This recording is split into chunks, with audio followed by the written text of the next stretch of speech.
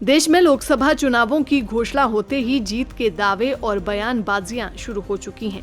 इसी कड़ी में भिवानी महेंद्रगढ़ से भाजपा प्रत्याशी और वर्तमान सांसद धर्मवीर ने पिछले लोकसभा चुनावों की अपेक्षा इस बार भाजपा की जीत का मार्जिन अधिक होने का दावा किया और कहा कि देश की 142 करोड़ की जनसंख्या मोदी की गारंटी पर भरोसा करती है और कमल खिलाने का कार्य करेगी। आपको बता दें कि वर्ष 2024 के लोकसभा के चुनाव 7 चरण में होंगे और हरियाणा में छठे चरण में चुनाव होने हैं, लेकिन भाजपा प्रत्याशी और वर्तमान सांसद धर्मवीर सिंह ने अभी से हरियाणा में 10 की 10 सीटों पर कमल खिलने का दावा किया है और वो भी अधिक मार्जिन से। धर्मवीर सिंह ने आज भिवानी के शकुंतला गार्डन में कार्यकर्ताओं से मेल मिलाप किया और कार्यकर्ताओं ने टिकट मिलने की उन्हें बधाई दी और विश्वास दिलाया कि फिर से कमल खिलाएंगे। इस दौरान उन्होंने कहा कि अकेले भाजपा 370 तो एनडीए 400 पार करेगी। इतना ही नहीं, उन्होंने कहा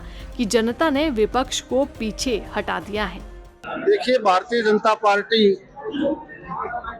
जो इस बार का लोकसभा का चुनाव है, क्योंकि ये 7 चरणों में है और हमारा छठा चरण है हरियाणा प्रदेश का, और लोगों के हौसले से को देखते हुए हम दावे से कह सकते हैं कि हम 10 की 10 सीट पिछली की तरह 10 की 10 सीट जहाँ जीतेंगे वहाँ मार्जिन पहले से बहुत ज्यादा अधिक होगा, बहुत ज्यादा अधिक। और जो माननीय प्रधानमंत्री जी की सोच है कि बीजेपी अकेली 370 पार और एनडीए 400 पार, मैं मानता हूँ इससे भी अधिक सीटें जब वोट की गिनती होगी तो आप देखना, पिछली बार महेंद्रगढ़ भिवानी लोकसभा का जो रिजल्ट था वो 63.7 या 8% था टोटल वोट का।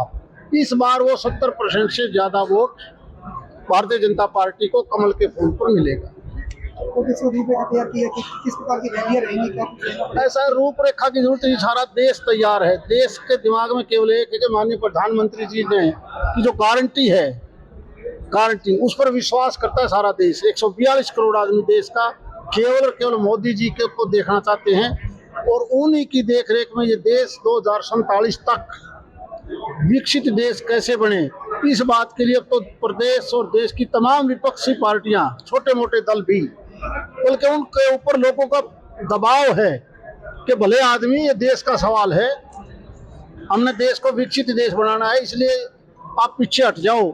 और उसी का नतीजा है हरियाणा की 10 लोकसभा सीटों में केवल 1 सीट पर तो उनका कैंडिडेट टिकट मांगता है, 9 लोकसभा सीट पर तो टिकट नहीं मांग रहे, बल्कि जो टिकटार्थी हैं वो यूके के पीछे हट रहे हैं कि मर्डर ना फंसाओ, दूसरा ने दे दो किसी ने। हाँ जी, नहीं, मैं कहता हूँ ऐसे हालात में सारा देश ही बीजेपी में होना चाहता है, सारा देश।